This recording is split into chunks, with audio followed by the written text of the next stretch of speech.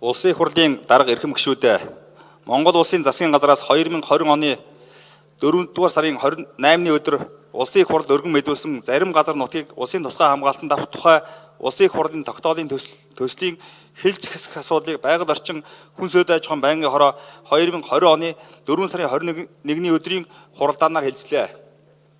Тогтоолын төсөлд байгалийн унган төрх экологийн тэнцвэрт байдлыг хадгалах, байгалийн нөөцийг нөхөн сэргээх, хамгаалах, ногоон хөгжлийн түшиж газрыг бий болгоход экологийн эрх ашигыг тэргүүн зэрэг тавьсан менежмент бүхий тогтолцоог бэхжүүлэн хамгаалах,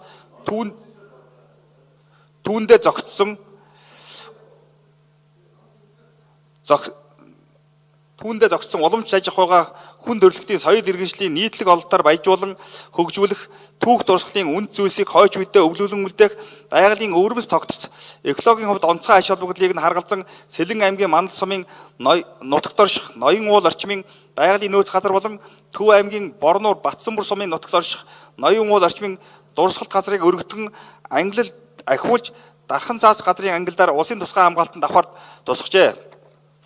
Байнгын хорооны хуралдаанаар тогтоолын төлсийг хэлцэх эсэх асуудлыг хэлцэх үед улсын их хурлын гишүүн Д. Тэрбэгч Давг, А. Сүхбат, Б. Батэрдэн хэ боловчлууд нар хууль санаачлагчдаас асуулт асууж хариулт авлаа. Улсын их хурлын гишүүн оюун дор ноён уул орчмын газар нутгийг улсын тусгай хамгаалтанд авч ангил дээшлүүлэх асуудлыг дэмжиж байна.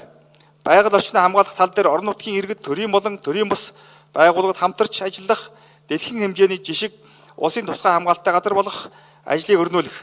Улсын их хурлын гишүүн Тэрбэгч Давг байгаль орчин түүх соёлын дурсгал зүйлээ хамгаалах асуудлыг онцгой анхаарч нэн яаралтай улсын тусгай хамгаалтанд авах шаардлагатай.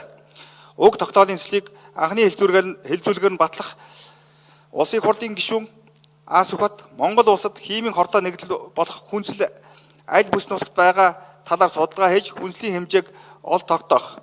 Улсын их хурлын гишүүн болорчлон ноён уулын хамгаалтыг ангил дээшлүүлж улсын тусгай хамгаалтанд авахар Монгол улсын засгийн газраас их хурлд өргөн мэдүүлсэн байгаль орчны төлөө санаа тавьж тэмцэж явсан хүмүүсийн үйл хэрэг биелээ олж байна гэсэн саналыг тус хэлсэн болно. Зарим газар нутгийг улсын тусгай хамгаалтанд авах тухай улсын их хурлын тогтоолын төслийг чуулганы нэгдсэн хуралдаанаар хэлцүүлэхийг байнгын хорооны хуралдаанд оролцсон гишүүд санал нэгтэйгээр 100% дэмжсэн болно. Улсын их хурлын эрхэм гишүүдээ зарим газар нутгийг улсын тусгай хамгаалтанд авах тухай улсын их хурлын тогтоолын төслийн хэлцэх хэсэг талаарх байгаль орчин хүн сөд аж ахуйн байнгын хорооны санал дүгнэлтийг хэлсэн шийдвэрлэж өгөхийг та бүхнээс хүсье. Анхаарал тавьсанд баярлалаа.